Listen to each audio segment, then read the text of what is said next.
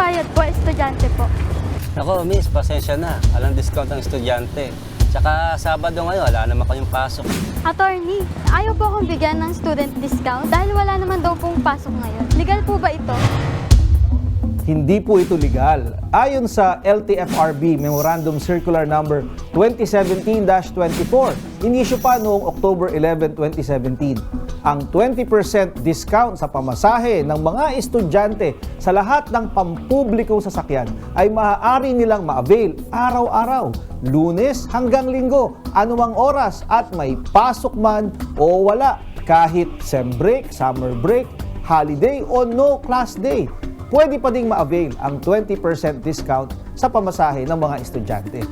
Pero hindi kasama sa benepisyong ito ang mga postgraduate students tulad ng mga nagma-masteral degree, nag-aaral ng doctorate o nag-aaral ng medisina at abogasya. Ayon sa Section 10 ng Republic Act 11314 o yung Student Fare Discount Act, ang sinumang lalabag sa batas na ito ay maaaring maparusahan gaya ng sumusunod.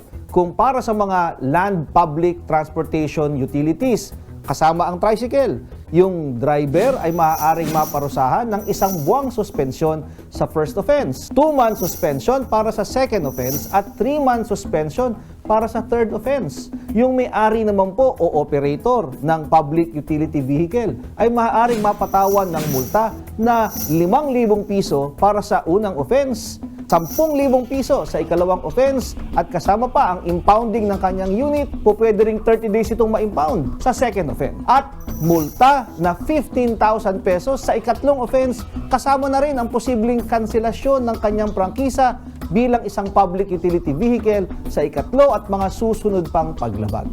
Attorney, sinama ko sa bakasyon yung anak ko at nag-avail kami ng tourist shuttle bus. Hindi raw covered ng student discount ang tourist service? Legal ba to? Legal po ito. Ayon sa Section 4 ng Republic Act 11314 o yung Student Fare Discount Act, ang batas po na ito ay para lamang sa mga pampublikong sasakyan tulad ng public utility jeepneys, taxis at iba pang pinapaupahan ng sasakyan katulad ng tricycle, passenger trains, aircraft and marine vessels o mga barko.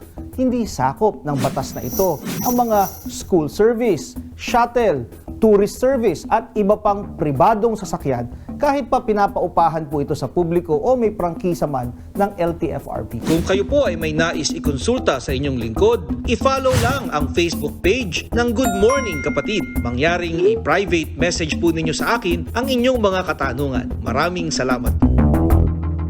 Mga kapatid, Justin Quirino po. Masayang kwentuhan at makapulahang informasyon ang hatid namin tuwing umaga. Kaya mag-subscribe na at mag-follow sa social media pages ng News 5.